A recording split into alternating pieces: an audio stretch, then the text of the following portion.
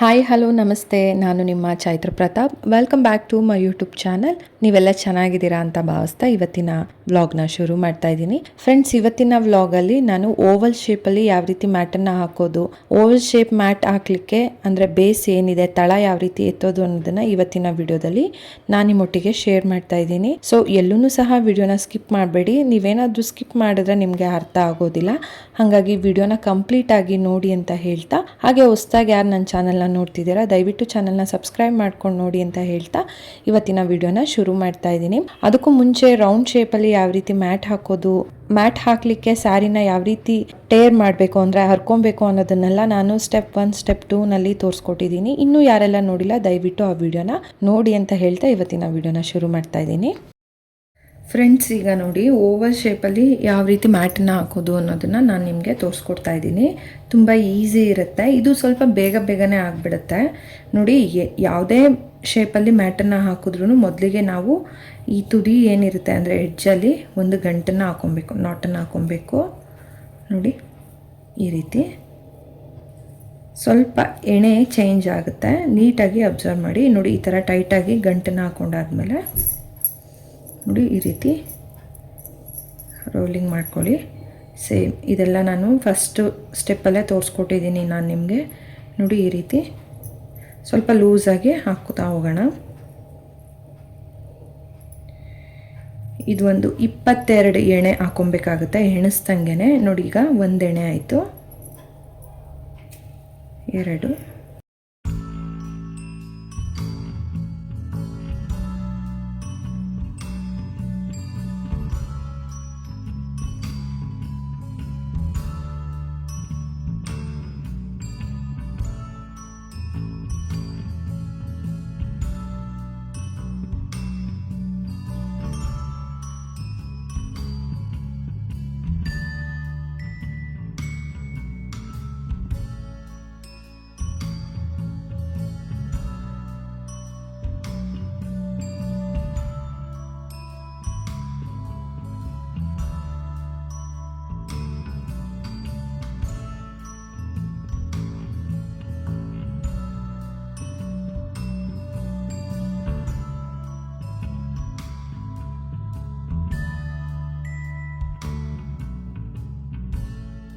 20 ಎಣೆ ಹಾಕ್ಕೊಂಡಿದ್ದೀನಿ. ಈಗ ಎಕ್ಸ್ಟ್ರಾ 2 ಎಣೆನ ನಾನು ಹಾಕ್ಕೊತಾ ಇದ್ದೀನಿ. ನೋಡಿ ಈ ರೀತಿ 1, 2. ಸೊ ಈಗ ಏನು ಮಾಡಬೇಕು ಅಂದರೆ 2 ಎಣೆ ಏನು ಎಕ್ಸ್ಟ್ರಾ ಹಾಕ್ಕೊಂಡಿದ್ದೀನಿ ಇದನ್ನು ಬಿಟ್ಟು ನೋಡಿ 2 ಎಣೆ ಬಿಟ್ಬಿಡ್ತೀನಿ. ಅಬ್ಸರ್ವ್ ಮಾಡ್ತಾ ಇದ್ದೀರಲ್ಲ, ಇದು ಈ 2 ಎಣೆ ಬಿಟ್ಬಿಟ್ಟು ಇದೇನಿದೆ 20ನೇ ಮನೆಗೆ ಹಾಕುವಾಗ ನೋಡಿ ಮೊದಲಿಗೆ ಫಸ್ಟ್ ಒಂದು ರೋಲಿಂಗ್ ತೊಗೋಬೇಕು, ಆಮೇಲೆ ಈ ರೀತಿ ಕ್ರೋಶನಲ್ಲಿ ಹೇಳ್ಕೊಬೇಕು. ಸೊ ಇವಾಗ ಏನು ಮಾಡಬೇಕು ಅಂದರೆ ಈ ಮನೆಯಿಂದ ನೆಕ್ಸ್ಟ್ ಈ ಮನೆಯಿಂದ ನೆಕ್ಸ್ಟು ಈ ಮನೆಗೆ ಹಿಂಗೆ ತಗೋಬೇಕು. ಸೊ ನೋಡ್ಕೊಂಡ್ರಿ ಅಲ್ವಾ ಎಣೆ ಹೆಂಗೆ ಬಂತು ಅಂತ. ಮತ್ತು ಅದೇ ಮನೆಗೇ ಇನ್ನೊಂದು ಸಲ ಹಾಕ್ಕೊತಾ ಇದ್ದೀನಿ. ಸೊ ಇನ್ನೊಂದು ಸಲ ಹಾಕುವಾಗ ನೋಡಿ ಇದೇ ಥರ ಫಸ್ಟ್ ಹಿಂಗೆ ತೊಗೊಂಡು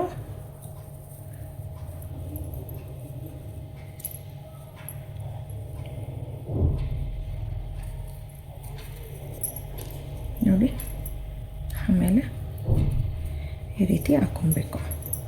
ಸೊ ಇದೇನಕ್ಕೆ ಅಂದರೆ ಈ ಶೇಪ್ ಇದೆಯಲ್ಲ ಹಿಂಗೆ ಟರ್ನ್ ಆಗೋವರೆಗೂ ನಾವು ಅದೇ ಮನೆಗೆ ಹಾಕ್ಕೊಬೇಕು. ನಾನು ಮತ್ತೆ ಅದೇ ಮನೆಗೆ ಹಾಕ್ಕೊತಾ ಇದ್ದೀನಿ. ನೋಡಿ ಇಲ್ಲಿ ಎಣೆ ಚೇಂಜ್ ಆಗ್ತಿದೆ. ನಾನು ಮುಂಚೆ ಏನಾಗ್ತಿದೆ ಅಂದರೆ ಈ ಮನೆಗೆ ಹಿಂಗೆ ಚುಚ್ಚಿ ಹಿಂಗೆ ಮನೆ ಕ್ರೋಶದಿಂದ ಬಟ್ಟೆನ ಹೇಳ್ಕೊತಿದ್ದೆ ಅಲ್ವಾ. ಬಟ್ ಈಗ ಈ ಮನೆಗೆ ಚುಚ್ಚೋಕ್ಕೂ ಮುಂಚೆನೇ ಕ್ರೋಶದಲ್ಲಿ ಒಂದು ಬಟ್ಟೆನ ತೊಗೊತೀನಿ. ಸ್ವಲ್ಪ ಫ್ರೀಯಾಗಿ ಹಾಕಿ, ತುಂಬ ಟೈಟಾಗಿ ಹಾಕ್ಲಿಕ್ಕೆ ಹೋಗಬೇಡಿ. ನೋಡಿ ಫಸ್ಟ್ ಕ್ರೋಶದಲ್ಲಿ ಬಟ್ಟೆನ ತೊಗೊಂಡು ನೋಡಿ ಈ ಮನೆಗೆ ಹಾಕ್ಕೊತಾ ಇದ್ದೀನಿ. ಸೊ ಇವಾಗ ಏನಾಯಿತು, 3 ಮನೆ ಬಂದಿದೆ. 3 ಮನೆಯಲ್ಲಿ ಮೊದಲನೇ ಸರಿ ಇನ್ನೊಂದು ಕ್ರೋಶದಲ್ಲಿ ಬಟ್ಟೆನ ತೊಗೋಬೇಕು, 2 ಮನೆಗೆ ಎಳ್ಕೊಬೇಕು. 2 ಮನೆಗೆ ಎಳೆದಾದ್ಮೇಲೆ ಮತ್ತೆ ಕ್ರೋಶದಲ್ಲಿ ಬಟ್ಟೆ ತೊಗೊಂಡು ಲಾಸ್ಟ್ ಮನೆಗೆ ಎಳ್ಕೊಬೇಕು. ಸೊ ಈ ಥರನೇ ಮಾಡಬೇಕು. ನೀವೇನು ಗೊತ್ತಾ, ಇದು ಟರ್ನ್ ಆಗೋವರೆಗೂ, ಇನ್ನೂ ಟರ್ನ್ ಆಗಿಲ್ಲ ಅಲ್ವಾ, ಈ ಮನೆಗೆ ಬರಬೇಕು ಅಂತಂದರೆ ತುಂಬ ಬೆಂಡಾಗುತ್ತೆ. ಸೊ ಅಲ್ಲಿವರೆಗೂ ನೀವೇನು ಮಾಡಬೇಕು, ಇದೇ ಮನೆಗೆ ಹಾಕ್ಕೊತಾ ಬನ್ನಿ. ಸೊ ನೋಡಿ ಇಷ್ಟೇ ಈಸಿ. ನೀಟಾಗಿ ಅಬ್ಸರ್ವ್ ಮಾಡಿ ಟ್ರೈ ಮಾಡಿದ್ರೆ ಆರಾಮಾಗಿ ಹಾಕ್ಬೋದು. ಸೊ ಓವಲ್ ಶೇಪ್ ಹಾಕುವಾಗ ನೋಡಿ ಈ ಥರ ಹಾಕ್ಕೊಬೇಕು. ಸೊ ನೋಡಿ ಇವಾಗ ಇನ್ನೂ ಒಂದು ಸಲ ಹಾಕ್ಕೊತೀನಿ.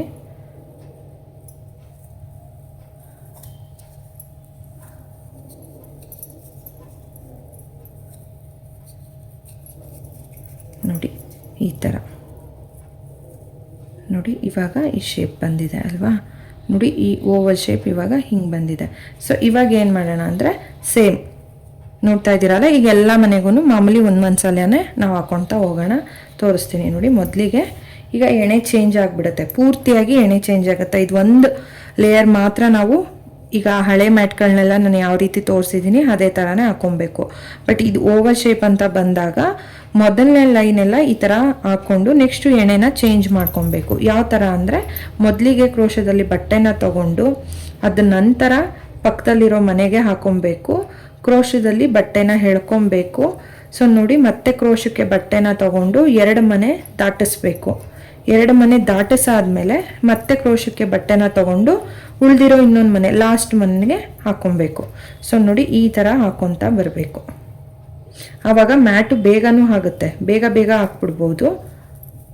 ನೋಡಿ ಈ ಥರ ಸ್ವಲ್ಪ ಕಷ್ಟ ಅನಿಸುತ್ತೆ ಸ್ಟಾರ್ಟಿಂಗ್ ಹಾಕೋರಿಗೆ, ಬಟ್ ಇದು ತುಂಬ ಈಸಿ, ಬೇಗ ಆಗಿಬಿಡುತ್ತೆ. ನೋಡಿ ಈ ಥರ ಓವಲ್ ಶೇಪು ಬರಬೇಕು. ನೋಡಿ ಕಾಣಿಸ್ತಿದೆ ಅಲ್ಲ, ಈ ಥರ.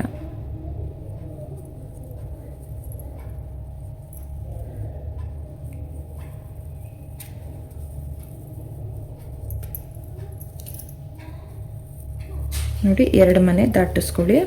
ನೆಕ್ಸ್ಟು ಕಡೆ ಮನೆಗೂ ಕ್ರೋಶದಲ್ಲಿ ಇನ್ನೊಂದು ಸಲ ಬಟ್ಟೆ ತಗೊಳ್ಳಿ. ನಾನು ನಿಧಾನಕ್ಕೆ ತೋರಿಸ್ತಾ ಇದ್ದೀನಿ ನೋಡಿ.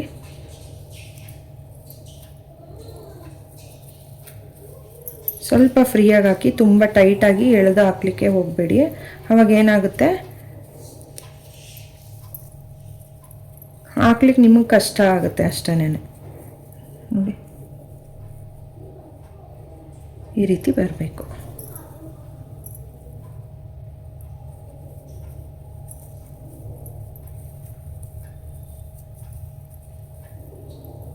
ನಿಧಾನಕ್ಕೆ ತೋರಿಸ್ತಾ ಇದ್ದೀನಿ ನೋಡಿ.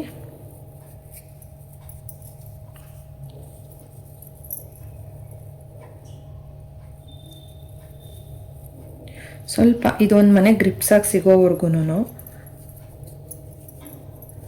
ಮತ್ತೆ ನಾನು ಏನಕ್ಕಿದು ಇಲ್ಲಿ ಟರ್ನ್ ಮಾಡುವಾಗ ಹೆಂಗೆ ಬರುತ್ತೆ ಅನ್ನೋದನ್ನು ನಿಮಗೆ ತೋರಿಸ್ಕೊಡ್ಬೇಕು. ಅದಕ್ಕೋಸ್ಕರ ಎಲ್ಲೂ ಸ್ಟಾಪ್ ಮಾಡಿಲ್ಲ, ಹಾಗೆ ಕಂಟಿನ್ಯೂ ಮಾಡ್ತಾ ಇದ್ದೀನಿ ನೋಡಿ. ಇದು ಪೂರ್ತಿ ಒಂದು ಬರೋವರೆಗೂ ಸ್ವಲ್ಪ ಕಷ್ಟ ಅನಿಸುತ್ತೆ, ಬಟ್ ಅದಾದಮೇಲೆ ನಾವು ಆರಾಮಾಗಿ ಆಗ್ತಾ ಹೋಗ್ಬೋದು. ಅಂದರೆ ಇಲ್ಲಿ ಹಿಂಗೆ ಇಟ್ಕೊಳ್ಳೋದಕ್ಕೆ ಗ್ರಿಪ್ ಸಿಗಲ್ವಲ್ಲ, ಸೊ ಆ ಥರ ನಿಮ್ಗೆ ಅನಿಸುತ್ತೆ, ಬಟ್ ಆಮೇಲೆ ಆರಾಮಾಗಿ ಹಾಕ್ಬೋದು.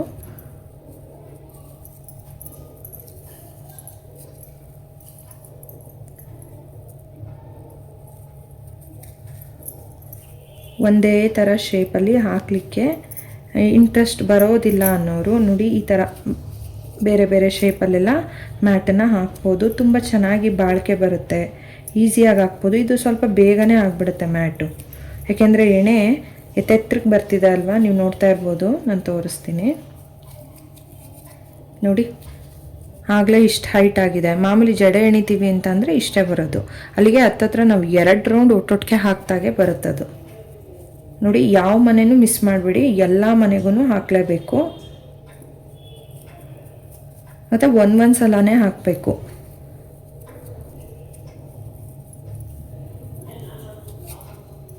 ನೋಡಿ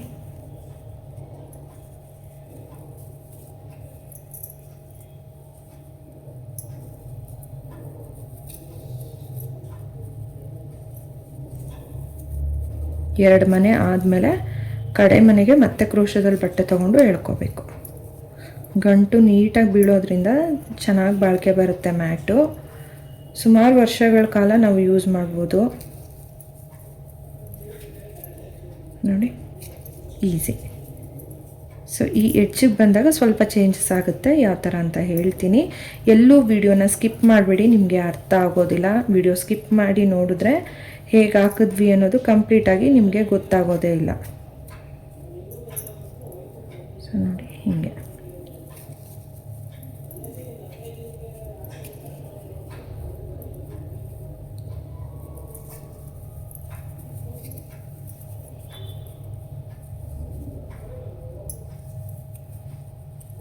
ಚೆನ್ನಾಗಿ ಪ್ರಾಕ್ಟೀಸ್ ಮಾಡಿದ್ರೆ ಆರಾಮಾಗಿ ಹಾಕ್ಬೋದು. ನೋಡಿ ಎಷ್ಟು ಚೆನ್ನಾಗಿ ಬರ್ತಿದೆ ಅಲ್ವಾ ಮ್ಯಾಟು.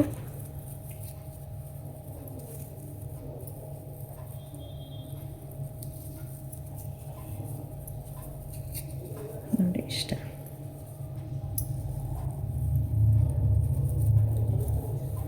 ನೋಡಿ ಈಗ ನಾವು ಎಡ್ಜಿಗೆ ಬಂದ್ವಿ. ಎಡ್ಜಿಗೆ ಬಂದಾಗ ಇವಾಗೇನು ನಾನು ಹೇಳ್ತೀನಿ ಅದೇ ಥರ ಪ್ರತಿ ಎಡ್ಜಲ್ಲೂ ನೀವು ಅದನ್ನು ಫಾಲೋ ಮಾಡಬೇಕಾಗುತ್ತೆ ಅಷ್ಟೆ.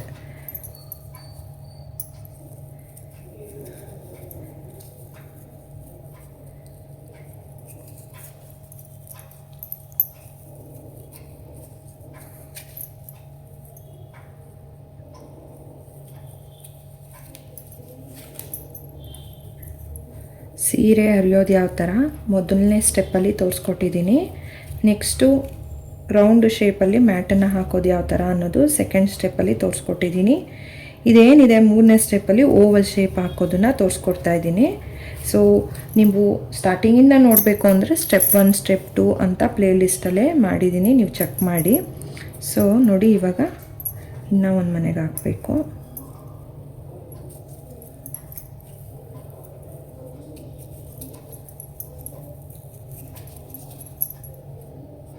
ಸೊ ನೋಡಿ ಈಗ ಮನೆಯೆಲ್ಲ ಖಾಲಿಯಾಗಿದೆ. ಇದು ಗಂಟು ಬಿದ್ದಿರೋದು. ಸೊ ಇದನ್ನು ನಾವೇನು ಹಾಕೋದು ಬೇಡ.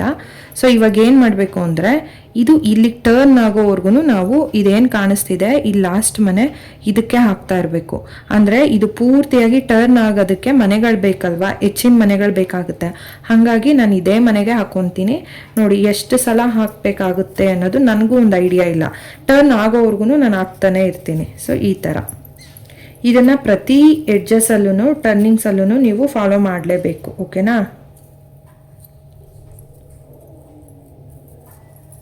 ನೋಡಿ ಈಗ ಮತ್ತೆ ನಾನು ಅದೇ ಮನೆಗೆ ಹಾಕ್ತೀನಿ. ಹೀಗೆ ಟರ್ನ್ ಆಗೋವರೆಗೂ ನಾನು ಅದೇ ಮನೆಗೆ ಹಾಕ್ತಾ ಬರ್ತೀನಿ. ನೋಡಿ ಟರ್ನ್ ಆಗ್ತಿದೆ ಅಲ್ಲ. ನೋಡಿ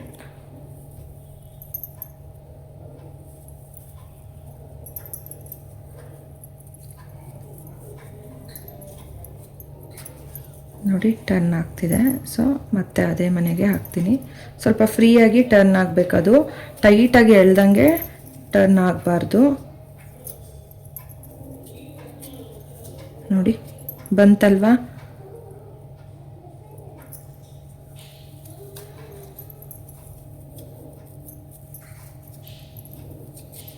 ನೋಡಿ ಬಂತು, ನೋಡಿದ್ರಿ ಅಲ್ವಾ? ಹಿಂಗೆ ಇಲ್ಲಿಗೆ ಟರ್ನ್ ಆಗೋವರೆಗೂ ಅದೇ ಮನೆಗೆ ಹಾಕ್ಕೊಬೇಕು. ಸೊ ಇಲ್ಲಿಗೆ ಈ ಮನೆಗೆ ಬರಬೇಕು ಅಂದರೆ ನಾನು ಇನ್ನೂ ಒಂದು ಸಲ ಹಾಕಬೇಕಾಗುತ್ತೆ. ಸೊ ನಾನು ಕೌಂಟ್ ಮಾಡ್ಕೊಳ್ಳಿಲ್ಲ ಎಷ್ಟು ಸಲ ಹಾಕ್ತೆ ಅಂತ ಅಂದ್ಬಿಟ್ಟು. ಸೊ ಒಟ್ಟಾರೆ ಅದು ಟರ್ನ್ ಆಗೋವರೆಗೂ ನಾವು ಒಂದೇ ಮನೆಗೆ ಹಾಕೊಬೇಕು. ಸೊ ಓವಲ್ ಶೇಪಲ್ಲಿ ನೋಡಿ ಇಷ್ಟೇ ಇರೋದು ಐಡಿಯಾ. ಇಲ್ಲಿ ಬಟ್ಲಾಗುತ್ತೆ ಅಥವಾ ರೌಂಡ್ ಶೇಪಲ್ಲೆಲ್ಲ ನಾನು ಹೇಳ್ತಿದ್ದೆ ಅಲ್ವಾ ಬಟ್ಲಾಗುತ್ತೆ ಆ ಥರ ಅಂತ. ನೋಡಿ ನಮ್ಗೆ ಇವಾಗ ಹೆಂಗೆ ಅಂದರೆ ಈಸಿಯಾಗಿ ಹಾಕ್ತಾ ಹೋಗ್ಬೋದು. ಸೊ ಇವಾಗ ನಮಗಿದು ಸ್ವಲ್ಪ ದಪ್ಪ ಬಂದಿದೆ ಅಲ್ವಾ, ಗ್ರಿಪ್ ಸಿಗುತ್ತೆ. ಇದನ್ನು ಹಿಡ್ಕೊಂಡು ನಾವು ಈಸಿಯಾಗಿ ಫಾಸ್ಟಾಗಿ ಹಾಕ್ತಾ ಹೋಗ್ಬೋದು. ಈಗ ನಾನು ಸ್ಲೋ ಆಗಿ ತೋರಿಸಿದ್ದೀನಿ, ಇದನ್ನು ನಾನು ಫಾಸ್ಟಾಗಿ ಹಾಕ್ತಾ ಹೋಗ್ತೀನಿ.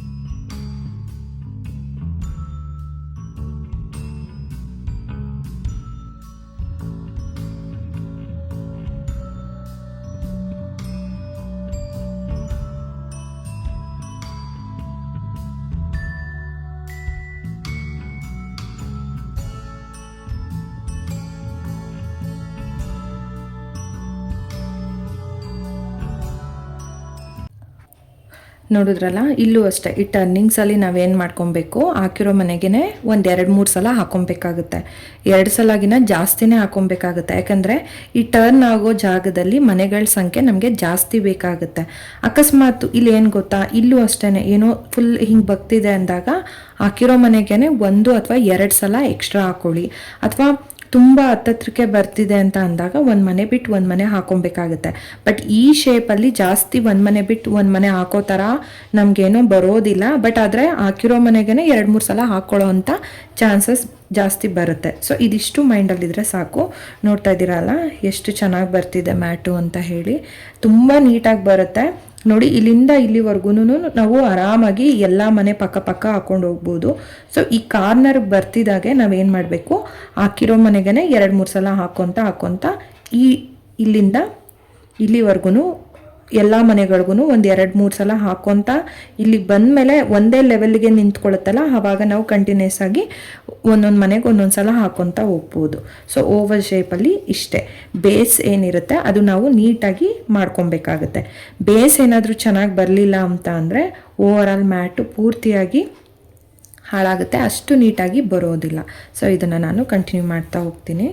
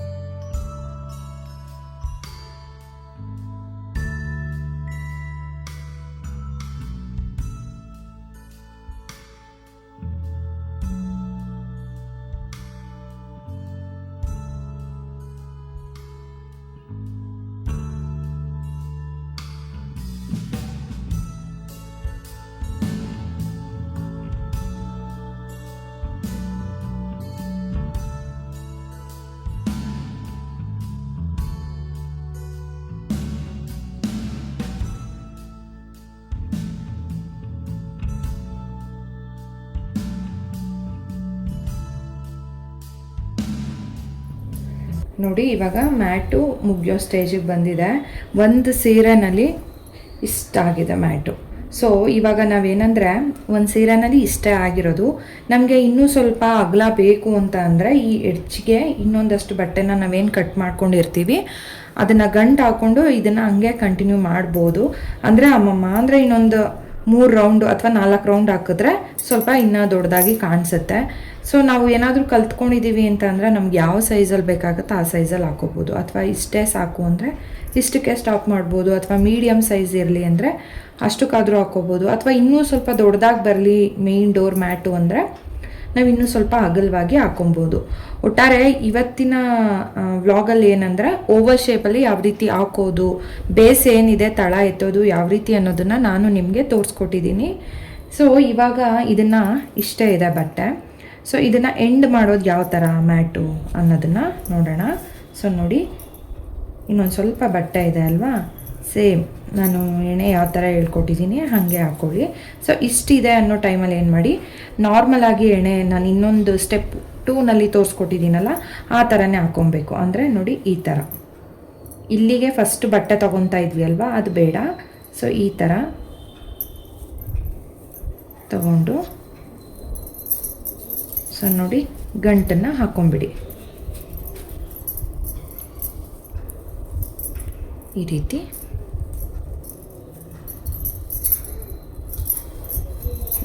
ಗಂಟನ್ನು ಹಾಕ್ಕೊಳ್ಳಿ. ನೋಡಿ ಇವಾಗ ಏನು ಮಾಡ್ಬೋದು ಅಂದರೆ ನಾವು ಸೇಮ್ ನಾನು ಸ್ಟೆಪ್ 2ನಲ್ಲೂ ತೋರಿಸಿದ್ದೆ ಮ್ಯಾಟು ಎಂಡ್ ಮಾಡುವಾಗ ಯಾವ ಥರ ಗಂಟನ್ನು ಹಾಕೋಬೇಕು ಅಂತ. ನೋಡಿ ಈ ರೀತಿ. ಇನ್ನೊಂದು ಏನಂದರೆ ಈ ಥರ ಎಣ್ಣೆ ಸ್ವಲ್ಪ ಬೇಗ ಆಗಿಬಿಡುತ್ತೆ ಮ್ಯಾಟು, ಅಂದರೆ ಸ್ವಲ್ಪ ಅಗಲವಾಗಿ ಬರುತ್ತಲ್ವ, ಹಾಗಾಗಿ ಒಂದು ದಿನಕ್ಕೆ ಅಥವಾ 2 ಅವರ್ಗೆಲ್ಲ ಒಂದು ಮ್ಯಾಟನ್ನು ಹಾಕಿ ನಾವು ಮುಗಿಸ್ಬಿಡ್ಬೋದು, ತುಂಬ ಫಾಸ್ಟಾಗಿ ಹಾಕ್ಬೋದು. ನೋಡಿ ಈ ರೀತಿ ಗಂಟನ್ನು ಹಾಕ್ಕೊಂಡ್ಬಿಟ್ರೆ ನೀವು ಟೈಟಾಗಿ ಯಾವ ಕಾರಣಕ್ಕೂ ಮ್ಯಾಟು ಮತ್ತೆ ಬಿಚ್ಚೋಗೋದಿಲ್ಲ.